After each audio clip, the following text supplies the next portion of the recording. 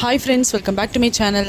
நம்மளோட சேனலில் இன்றைக்கி பண்டைய இலக்கியங்களில் கூறப்பட்ட புகழ்பெற்ற நகரங்களை பற்றி நம்ம பார்க்க போகிறோம். இங்கே புகார் துறைமுக நகரம் அப்படின்னு சொல்லியிருக்காங்க. மதுரையை வணிக நகரம் அப்படின்னு இருக்காங்க. அடுத்தது காஞ்சி கல்வி நகரம் அப்படின்னு சொல்கிறாங்க. இந்த வீடியோ பிடிச்சிருந்தா மறக்காமல் சேனலை சப்ஸ்கிரைப் பண்ணிக்கோங்க. இதே மாதிரி வீடியோவோட நெக்ஸ்ட் பார்க்கலாம். பாய்.